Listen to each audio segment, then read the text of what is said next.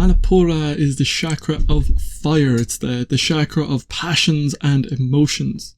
Last week we looked at Svadhisthana, which is the chakra of water. It's the chakra that begins the transformational process. It's the entrance into the water. It's the night sea journey, being devoured by the whale, by the beast of the underworld. It's the water washing over our lives and leaving us in a deluge, in a flood of unconscious content. And with Manipura, that phase enters its next stage. The evolution continues. And Mani comes from the word for jewel or pearl, while Pura comes from fullness or richness. So Manipura means the fullness of riches, or you could also think of it as the pearl of great price. And as with so many things in the unconscious, there is a double aspect to this fire of Manipura. Fire gives warmth, it gives energy, it helps us to digest and break down food in the kitchen, but also it is destructive, also it can burn, also it can destroy. We see this also in the dance of Shiva, in the dance that is both creation and destruction at that pivot point of reality. And Shiva's dances, it's the fire that burns away all illusion. It's the fire that destroys the world, but it's also the fire of rebirth. And in that sense, it's connected to the phoenix, that its death is both its rebirth. Out of the ashes, a new life is born. And we see that in the dance of Shiva, and we see that in the fullness of jewels that is Manipura. So we're going to be looking at what the psychological meaning of that is on this episode of The Living Philosophy.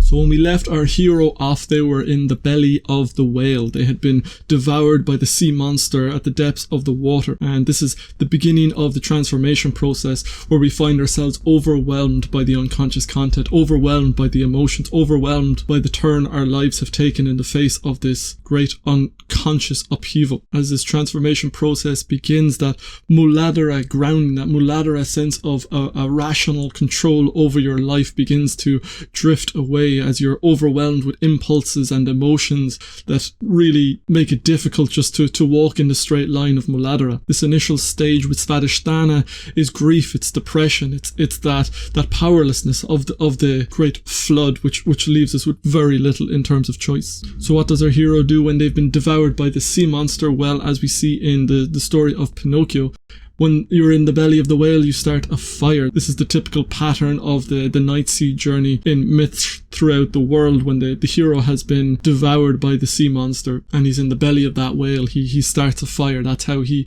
initiates the process of escape, of liberation from that phase of water. When you are depressed, there are two ways out of it. You can go back or you can go forward. Well, I guess three. A lot of people stay stuck in Svadhisthana, but your choices are either to try and go back to Muladhara or to go forward to Manipura. Now, going back to Muladhara, that's kind of the approach that modern medicine takes. That's the kind of the sensible approach, and you can think of sensible here in the connotations with Muladhara. So the sensible approach is to sweep it under the rug, don't think too much about it, and let's try and get some order going back on this process. We say, okay, take these pills, take these antidepressants, they'll knock the edge off the deluge. You should be able to get your head above water, and you should be able to have some kind of grasp. And then once you have that head above water, well, then you want to start bringing more and more order into your life. You want to start bringing structure back into your life. So what does that look like? Well, it looks like if you don't have a job, get a job, have a consistent bedtime, have a consistent waking up time, a consistent morning routine. So you're trying to structure your life as much as possible.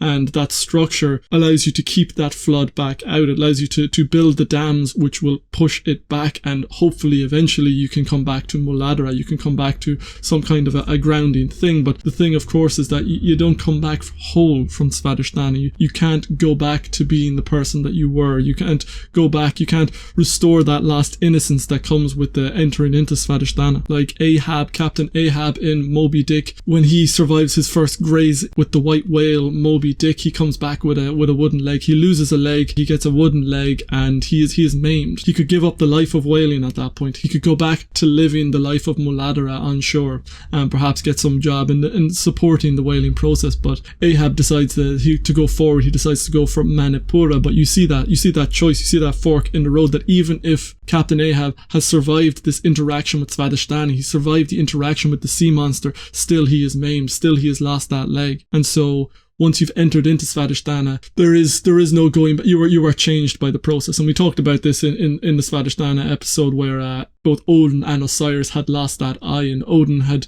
had lost the eye, he'd given it up for wisdom, and it's the eye that turns inwards. And so we are maimed by the journey of wisdom. We are maimed by the journey of transformation. And even if you try and go back to living a normal life, you are marked off as different, and the walls will be up. You will still have to battle off that Svadhisthana. And you see some people with depression, either they stay on the antidepressants for their entire life, or else they go through bouts of depression, or some people just stay in a low level of depression. And I guess that's the staying stuck in Svadhisthana and neither coming back to the pre-existent earthly paradise nor going forward into the fires of Manipura. And so you get caught somewhere in between. So it's not ideal to come back to Muladhara. You will be maimed by the process, but you can come back. But you are forever changed. That's the kind of lesson of this transformational journey of the chakras. This transformation, this being maimed, this being different after the interaction with Svadhisthana, it can create a rift between you and the Muladhara bound. If someone has never experienced something beyond Muladhara,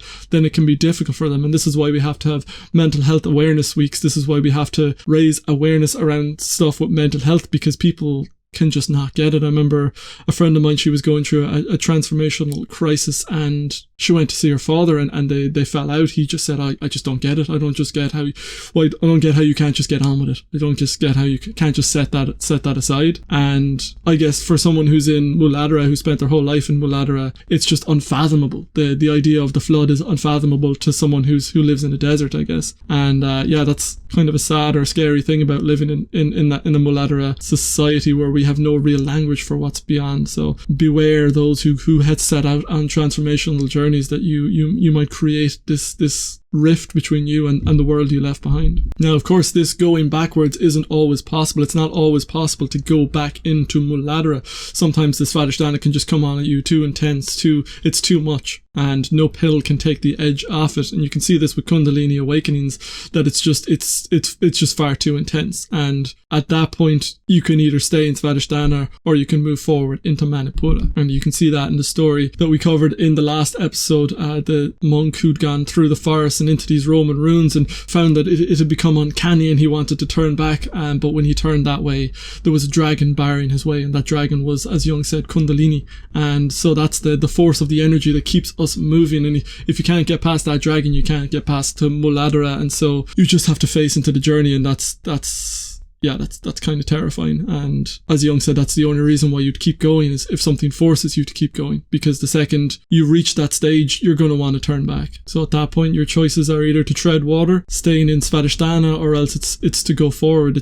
And the way forward is Manipura, and we see it in the typical arc of the Night Sea journey, that when you're in the belly of the whale, what you do is you start a fire, and that is the hero entering Manipura. And the question is, what might that mean from a psychological perspective? And we see when Jesus comes out of the waters of Svadhisthana after his baptism by John the Baptist, what immediately happens is he goes off into the desert where he is tempted by the devil. And that is the emergence from water and the entrance into Manipura. That temptation, that meeting with the devil is the meeting with Manipura. That is the fire of Manipura, because what happens in Manipura is that we are overwhelmed with passions. We are overwhelmed with desire, with very powerful emotions. And it's very hard to get a grasp on that. It's very hard to become sober. It's very hard to level that out. I know one woman who went for grief counselling after her husband died, and she found that within a few sessions, old resentments, old wounds from 50 years ago. She found she was angry with her mother in the present for something that had happened 50 years before. And that's the entrance into Manipura. That is, the ash has been dusted off and the embers were still burning, and that's what Manipura is all about. We find these wounds inside us. We find these things that can evoke deep anger. And in Muladhara, you just really wouldn't expect that. You think you've put all those things to bed. You think that it's done, but as it turns out, it's not. You're driven by impulses. You're blinded by passion, and it's very hard to pull away from that fire, because the powerful emotions, we tend to identify with them. And in Manipura, we get stuck in that.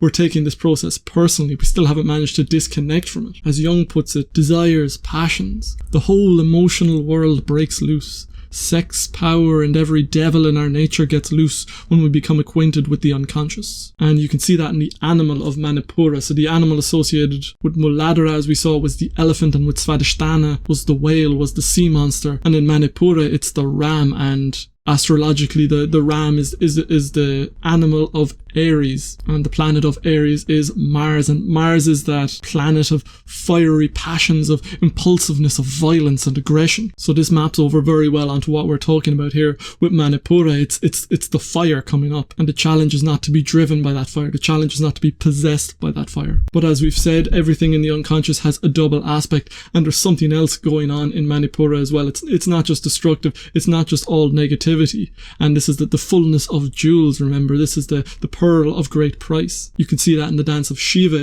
It's the death of the world, but it's also the birth of truth. It's also the birth of the new world. But what is passion? What are emotions? There is the source of fire. There is the fullness of energy. A man who is not on fire is nothing. He is ridiculous. He is two-dimensional. He must be on fire even if he does make a fool of himself. A flame must burn somewhere. Otherwise, no light shines. There is no warmth. Nothing. It is terribly awkward, sure enough. It is painful, full of conflict, apparently a mere waste of time. At all events, it is against reason. But that accursed Kundalini says it is the fullness of jewels. There is the source of energy. As Heraclitus aptly said, war is the father of all things. So this fire of delusion, this fire of passion, of anger, of hatred, is also the fire of truth. It's the fire that burns away everything that is non-essential, leaving only the truth, leaving only what is indestructible. Fire evaporates all that water from the Svadhisthana process. It drives it out. Moisture as a metaphor stands for feeling and emotion, which are driven out by fire. The blazing pyre consumes the body, which is 97% water, metaphorically freeing the soul from the desires and cravings of the body, which may have held it in thrall to a person or an addictive substance. The pure ash that remains is the symbolic essence of a person, that which has come through the fire intact and true. This process is uncomfortable. As Jung says, it's awkward and painful and full of conflict. But this is the way of truth. Manipura awakes all those passions. It's that fire in our belly. It's the deep buried things that we reawaken. Manipura reawakens them in order to integrate that process. It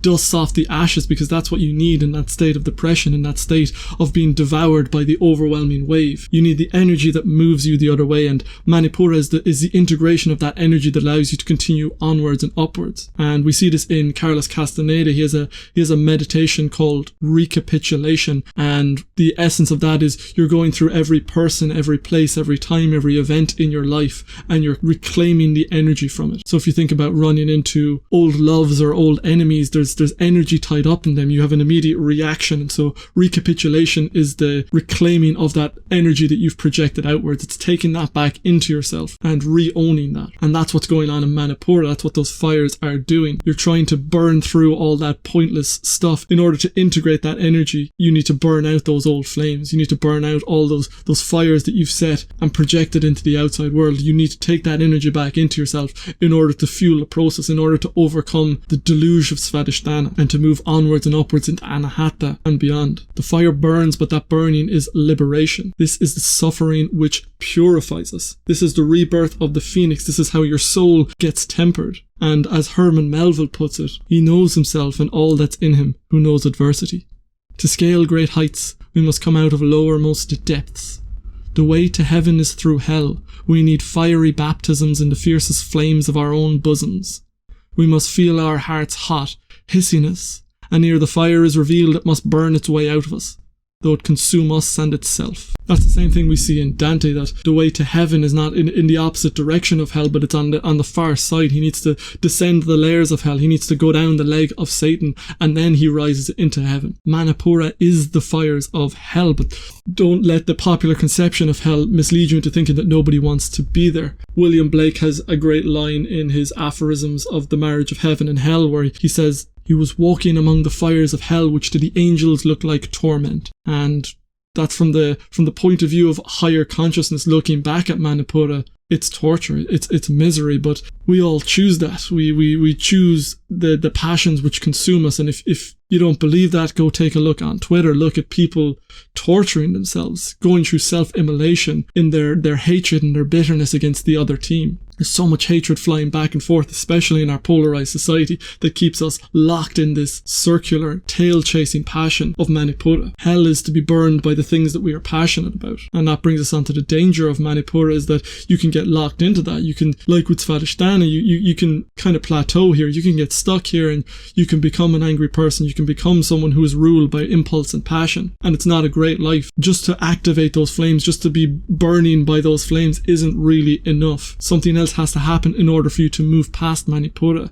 And that something is perspective. It's to realize that this entire process, this transformational journey is impersonal. It's not a personal journey. What's happening in Manipura, this is not personal. This is the fire reclaiming those energies to drive that process of transformation onwards and upwards. So you need to step back from the passions. You need to realize that they're separate to you. And only with that sense of distance can you start moving on to Anahata, can you start moving into the heart chakra. And it's only with Anahata that you begin to realize that there's something else. Jung talks about the diaphragm as being the horizon, and once we move above that, once we move between the solar plexus and into the heart chakra, the sun has risen. You've seen something new. You've seen the impersonal side of this process, and that is the self in Jungian psychology, or God, or truth. You see something higher than yourself, and from then on the process becomes easier. From then on you have that sense of removal, you have that sense of being connected to something that is beyond, and so it becomes easier. And already with Manipura it is easier. You see that with the ram compared to the sea monster or the elephant. The ram is a sacrificial animal, and the animal that you have to sacrifice is your passions. This is the overwhelming emotions. That's what has to be sacrificed at this point, and it's doable. Compared to the sea monster or the elephant, this is an animal we can actually take on. The process of Manipura,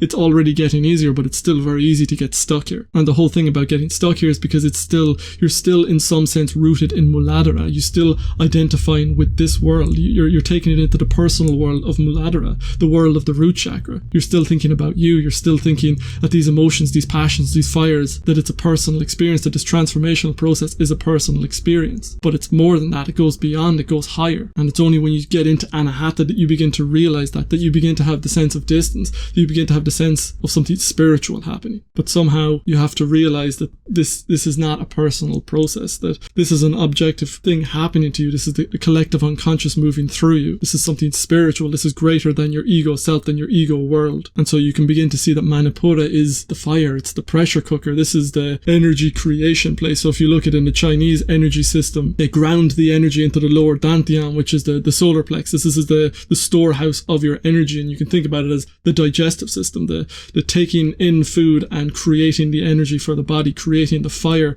which keeps you warm and keeps you vital. And that's what Manipura represents within the transformation process. Our hero in the belly of the whale lights a fire in order to get out. For the depressive person, this fuel, this passion, this fire of Manipura is the energy that drives you onwards, that allows you to overcome the inertia of the depression of Svadhisthana. This is Manipura, the fullness of jewels that allows you to move onwards into the heart chakra. And there you're coming into air. There you're coming finally off the earth, and you're rising above the Muladhara. Already the sunrise is close, and after the bonfire in the belly of the whale, there is liberation. The night sea journey is complete, and the hero exits the whale. In Anahata, the new sun rises, and what is being reborn in this process, in this transformational process, begins to become clearer. That's what we'll be exploring next time, but that's just about everything that I wanted to cover on this episode. I hope you've enjoyed it. If you have, please subscribe if you haven't already. And if you have any thoughts, insights, or feedback, I'd love to hear from you down in the comments. Otherwise, I shall see you next time. Thank you for watching.